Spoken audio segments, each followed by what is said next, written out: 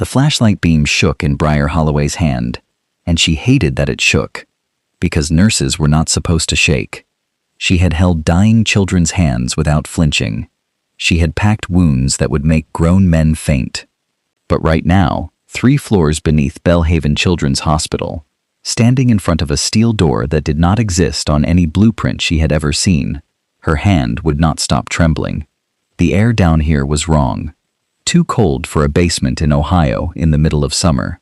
Her breath came out in a thin white cloud, curling toward a door with a rusted metal plate bolted to its center. 3 letters were stamped into that plate. Ward C. Below it, someone had scratched 4 words into the paint with what looked like a fingernail. Do not wake them. Briar pressed her palm flat against the door, and that was when she heard it. A small, wet cough. Then another. Then the unmistakable sound of a child crying, muffled, far away, like it was coming from the other side of a wall, inside a wall. She stepped back. The frost on the door's small window had begun to clear from the inside, one slow swipe at a time, as if something small was wiping it clean to look back out at her. If that door alone gave you chills, stay close, because what's behind it is worse than you think. Hit that like button right now and subscribe, because this story is about to take you somewhere the hospital never wanted anyone to find. Bellhaven Children's Hospital sat on the edge of Millbrook, Ohio, a town small enough that everyone knew somebody who had been born inside its walls. The hospital had a good reputation. Clean floors, kind staff, a mural of hot air balloons painted across the pediatric wing that made even the sickest kids smile when they first rolled in. Briar Holloway had worked nights there for 3 years, ever since her divorce forced her to pick up whatever shifts she could get to keep her son in his school district. She liked the night shift, actually. It was quieter. The parents went home, the machines hummed steady, and for a few hours, the hospital felt less like a place people came to be scared and more like a place where people came to heal. That particular night started like any other. Briar clocked in at 11, checked her patient list, and made her rounds through the 3rd-floor pediatric ward. Room 304 had a 7-year-old named Wesley, recovering from a burst appendix, sleeping soundly, with his stuffed dinosaur tucked under his chin. Room 308 had a toddler named Ivy fighting off pneumonia, her small chest rising and falling with the help of a nebulizer. Everything was normal. Everything was fine, until Briar noticed one of the crash carts was missing from the supply alcove where it always sat. She wasn't panicked, not yet. Carts got moved around all the time, borrowed by other floors, left in the wrong hallway, by an exhausted tech at 4 in the morning. She just needed to find it, before a code happened, and someone reached for it, and it wasn't there. She checked the elevator bay. Nothing.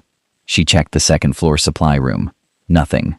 Frustrated, she pushed through a door marked Maintenance Access, a door she had walked past 100 times without a second glance, thinking maybe someone had wheeled the cart in there by mistake.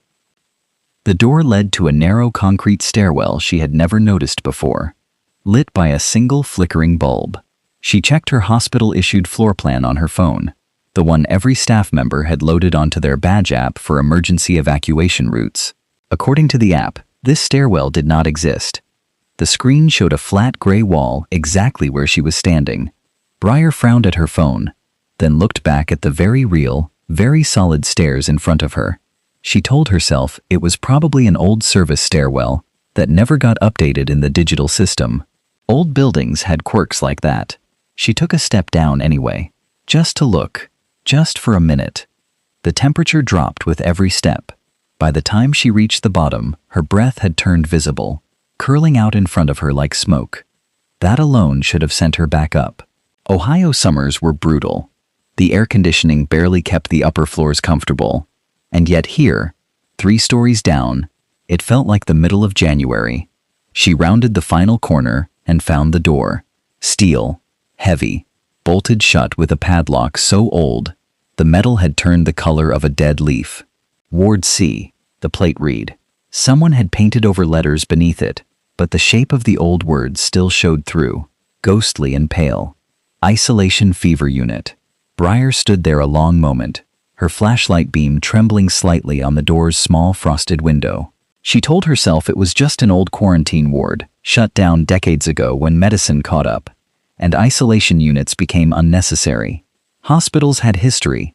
Old wings got sealed off instead of demolished all the time, cheaper that way. She almost turned around.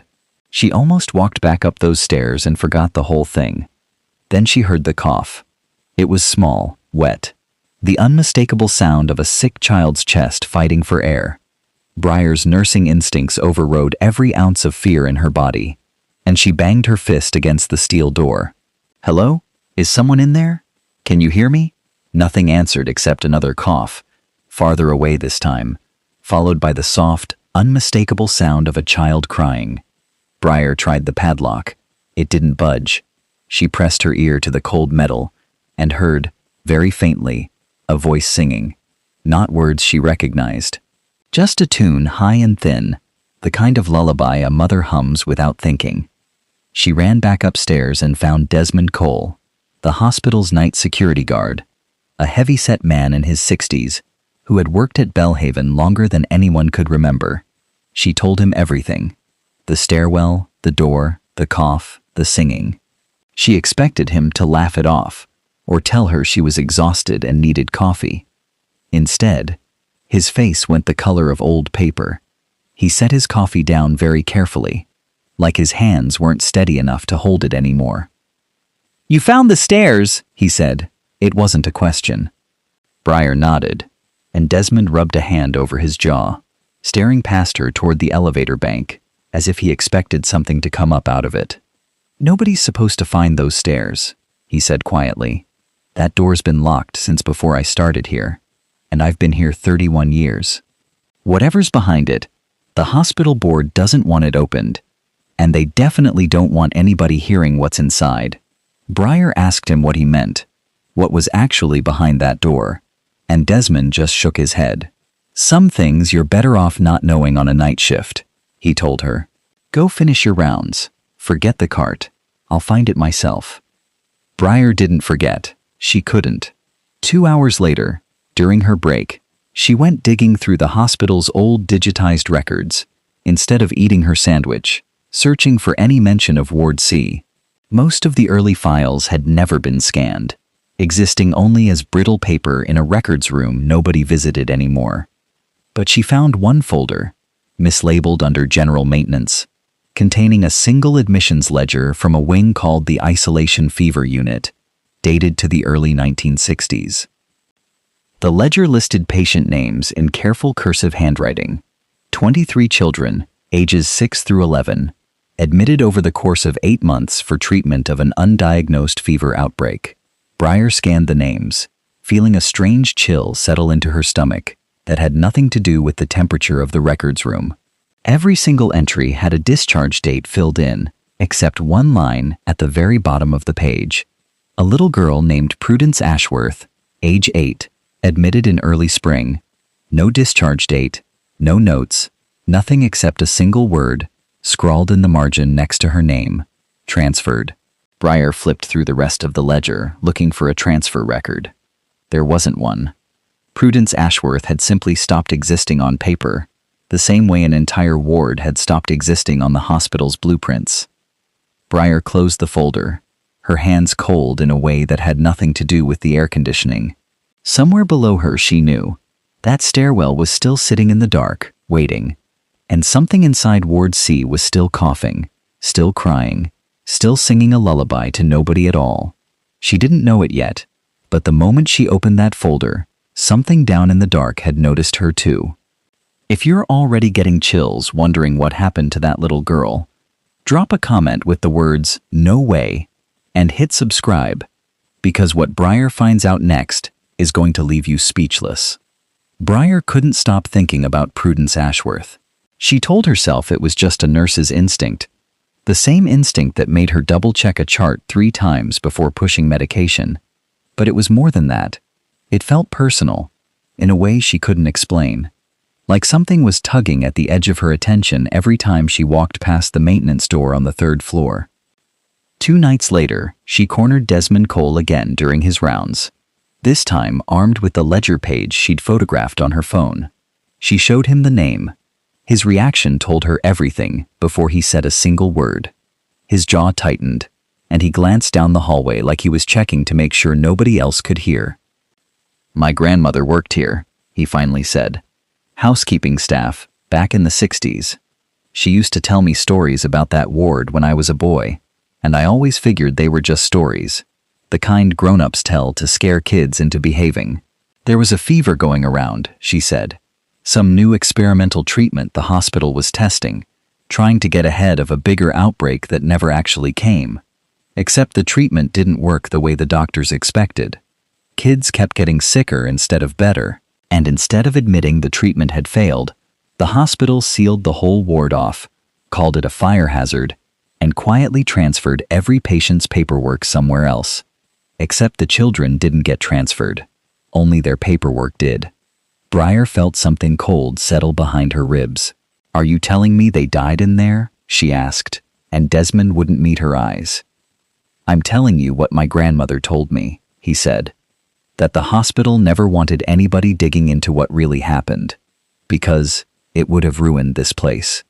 Bellhaven's whole reputation was built on being the hospital that saved children. Can't very well keep that reputation if the truth comes out that 20-something kids went in one door and never came out the other. So they built a new stairwell, sealed the old one, and scrubbed every record they could find. My grandmother said the ones they couldn't scrub, they just buried in paperwork so old nobody would ever think to look. That should have been enough to make Briar drop it entirely. Instead, it made her more determined.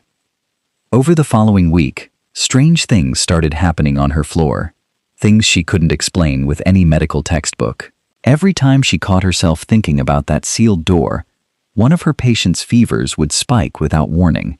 Wesley, recovering steadily from his appendix surgery, suddenly ran a temperature of 103, with no infection markers in his blood work to explain it. Ivy, the toddler with pneumonia, had a coughing fit so severe it required an emergency nebulizer treatment in the middle of the night.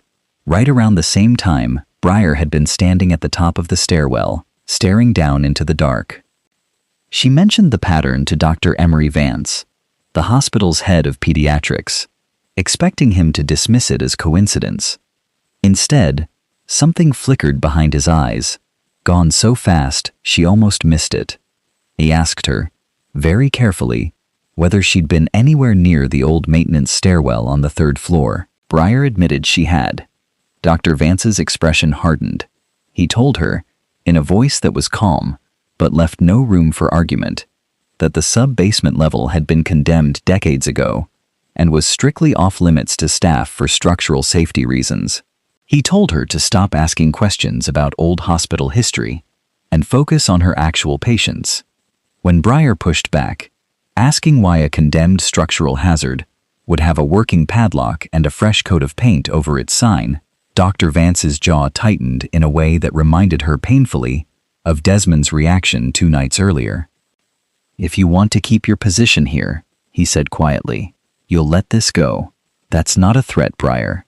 That's me trying to protect you from something you don't understand yet." She didn't let it go. She couldn't, not after that conversation, not after watching Dr. Vance's hands shake slightly as he said it. That night, unable to sleep even after her shift ended, she went back to the hospital's archive room one more time and dug through boxes nobody had touched in years. Buried at the bottom of a water-damaged carton, she found a second ledger, this one a private staff logbook rather than an official patient record. The handwriting was frantic in places, rushed, like whoever wrote it had been documenting things they were terrified someone else would find. The entries described children in Ward C developing a fever that resisted every treatment available at the time, their temperatures climbing past what should have been survivable. Yet somehow, the children lingered for weeks instead of dying quickly, trapped in some horrible in-between state the staff couldn't explain. One entry, dated late in that terrible year, made Briar's blood run cold. It described a night nurse named Adelaide Prescott, who had taken over sole care of the ward, after the rest of the staff refused to go near it anymore. Convinced that something about the fever wasn't natural at all, The final entry in the logbook, written in different, shakier handwriting than the rest, simply read, "Nurse Prescott has locked herself in with them. She says she won't let them be alone when it happens. God help her. God help all of them." Briar closed the logbook with hands that wouldn't stop shaking. She thought about Wesley's unexplained fever spike. She thought about Ivy's coughing fit. She thought about the singing she'd heard through that steel door. A lullaby with no words. And then, with a jolt that stole the breath from her lungs, she thought about the timing. Every fever spike on her floor had happened within minutes of her thinking about that stairwell, as if something down there could sense her attention and was reaching up through the hospital toward whichever child was weakest, borrowing whatever heat it needed to keep singing in the dark. Her phone buzzed, a text from the charge nurse. Ivy's fever had just spiked to 105. Critical. They needed Briar back on the floor immediately. If your heart is pounding right now wondering whether that little girl survives the night, smash that like button and drop the word justice in the comments, because the truth waiting behind that door is about to change everything. Briar sprinted back to the pediatric floor to find Ivy's small body shaking with fever, her lips tinged faintly blue, the monitors screaming numbers that made every nurse in the room move faster. The attending physician ordered a cooling protocol, ice packs, fluids, everything standard medicine could throw at an unexplained spike, and none of it brought the fever down more than half a degree. Briar stood at the foot of the crib, watching Ivy's chest rise and fall too fast, and she understood, with a certainty that had nothing to do with medical training, exactly what was happening. Something below this hospital was pulling heat, pulling life, straight out of the sickest child on the floor, the same way it must have pulled it from 23 children more than 60 years ago. She didn't ask permission. She grabbed a spare set of keys from the maintenance closet, the same closet Desmond kept his master ring in, and she went down the stairwell one final time. The cold hit her harder than before, thick enough to see her breath in front of her like fog. She reached the steel door, and this time, instead of knocking, she spoke through the frosted glass, her voice steadier than she felt. "My name is Briar," she said. "I know your name was Prudence. I know there were 22 others with you. I know nobody ever said your names out loud after they sealed this door, and I am so sorry for that. I'm not here to hurt you. I need you to let go of the little girl upstairs. She isn't part of this. She never was." For a long moment, nothing happened. Then the frost on the glass began to clear from the inside again, the way it had the very first night, and Briar saw her. A woman in an old-fashioned nurse's uniform, faded gray and translucent at the edges, her eyes hollow, with a grief that looked decades deep. Adelaide Prescott. Behind her, smaller shapes moved in the dark, coughing softly, humming that same wordless lullaby. The lock on the door clicked open on its own. Briar stepped inside a room, frozen exactly as it had been left. Iron cribs lined against the walls, medical charts yellowed with age. A wall clock stopped at 3:17. Adelaide's ghostly form drifted closer, and when she spoke, her voice sounded like it was traveling from the bottom of a well. "They said it was a fever," Adelaide whispered. "It wasn't a fever. It was the medicine they tried on them. Something experimental. Something they never should have used on children. And when it started killing them, instead of curing them, the doctors panicked. They didn't call the families. They didn't call a priest. They just locked the door and told the world we'd all been transferred somewhere better. Nobody sang for these children when they went. Nobody said their names. So I stayed. I've been staying every night since, singing to them so they wouldn't be alone in the dark the way the hospital left them." Briar felt tears burn hot down her face. "You don't have to keep doing this alone anymore," she said. "But you can't keep borrowing fever from children upstairs to hold on. That little girl has a mother waiting for her to come home. Please, let her go." Adelaide's translucent face crumpled with something that looked almost like relief. "It's not that I want to hurt them," she said. "I just didn't know how else to keep these children warm. Nobody ever told me how to stop." Briar knelt down in the center of that frozen, forgotten ward, and did the only thing she could think to do. She opened the old ledger she'd carried down with her and read every single name out loud, slowly, carefully, giving each one the weight it had been denied for over 60 years.